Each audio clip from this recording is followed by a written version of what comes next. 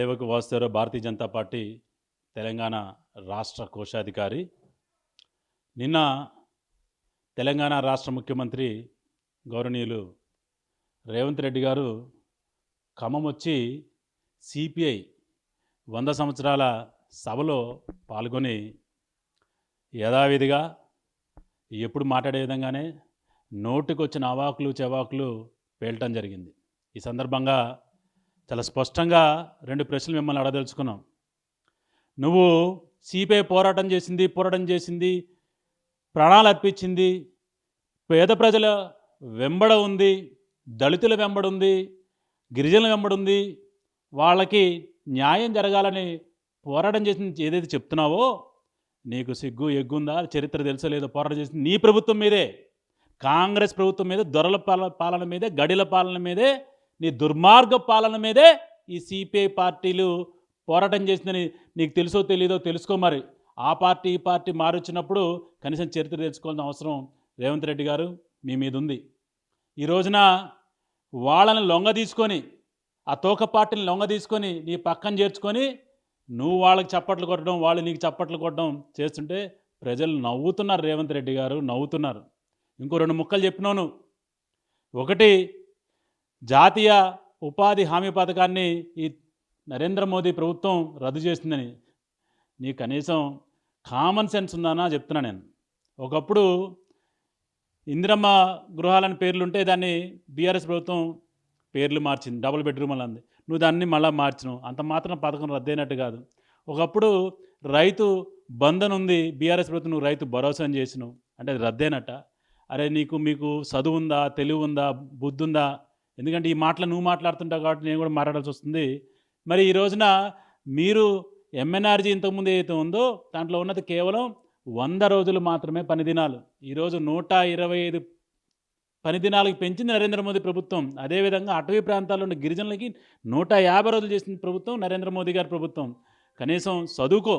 నోటికొచ్చినట్టుగా ప్రజలకి ఏది చెప్తే అది నమ్మి ప్రజలు గొర్రెలు అనుకుంటే మాత్రం నీకు కర్రు కాల్చి వాత పెడతారని సందర్భంగా తెలియజేస్తున్నాం. నువ్వు 2005 నుంచి 2014 వరకు ఇచ్చింది కేవలం 3.2 కోట్లు అయితే జాతీయ ఉపాధి హామీ పథకానికి నరేంద్ర మోదీ గారి ప్రభుత్వం ఈ 11 సంవత్సరాల్లో 8 లక్షల కోట్ల పైకి ఇచ్చిందని తెలుసుకో. తెలియకపోతే నీ పక్కనున్న చదువు వచ్చిన లేదా ఎవరైనా చదువు వచ్చిన ఐఏఎస్ ఆఫీసర్లో లేదా మీ ఆర్థిక మంత్రిని కనుక్కో. నరేంద్ర మోదీ గారి ప్రభుత్వం ఎంత ఖర్చు పెట్టింది జాతీయ ఉపాధి హామీ పథకం మీద అనేది తెలుసుకో.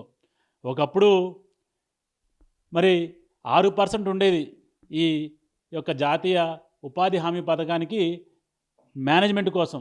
దానివల్ల పర్యవేక్షణ లోపోవటం, ఆ డబ్బులు సరిపోతే ఈరోజు నరేంద్ర మోదీ దాన్ని 9% చేశారు.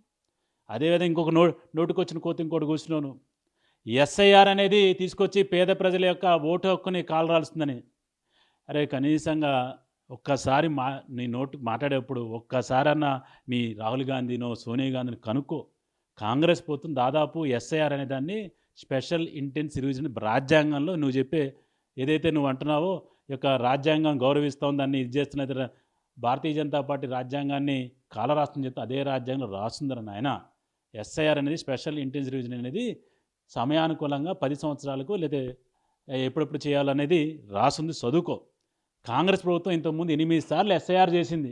అంటే అప్పుడంతా కూడా నువ్వు చెప్పినవన్నీ కాంగ్రెస్ పార్టీ చేసిందా? ప్రజల్ని ఒక ఇబ్బంది పెట్టిందా? ఓట్లు తీసేసిందా? వాళ్ళ మూలాలను అడిగి వాళ్ళందరినీ రోడ్డు పడేసిందా? సిగ్గు ఎగ్గుండాలని నీకు. ఏం మాట్లాడుతా నోటుకు వచ్చినట్టు మాట్లాడడం అనేది నీ ముఖ్యమంత్రి పదవికి తగినంది కాదని చెప్పి ఈ సందర్భంగా డిమాండ్ చేస్తున్నాం. అదేవిధంగా BJP party British Janata party అని చెప్పినావు. అరే నీ పార్టీ పెట్టిందే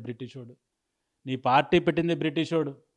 ఓ పక్క కమ్యూనిస్టు పార్టీలు అవి అసలు ఈ దేశంలో పుట్టిన పార్టీలే కాదు, ఎక్కడి నుంచో కొనుక్కొచ్చి వాళ్ళు చెప్పిన వాళ్ళ మోచేతి నీళ్లు తాగుతూ వాళ్ళు ఇచ్చే డబ్బులు తింటూ ఇక్కడ నీ ప్రభుత్వం మీద పోరాటం చేసింది సిపిఐ. వాళ్ళ పక్కన చేరి తోక పార్టీలను పక్కన చేర్చుకొని వాళ్ళ దగ్గర వాళ్ళ 4 రాళ్ళ కోసం నువ్వు వాళ్ళ దగ్గర 4 ఓట్ల కోసం పరితపిస్తూ ఈరోజు నరేంద్ర మోదీ గారిని నువ్వు విమర్శించే స్థాయి నీకు లేదని చెప్పి భారతీయ జనతా పార్టీ డిమాండ్ చేస్తుంది.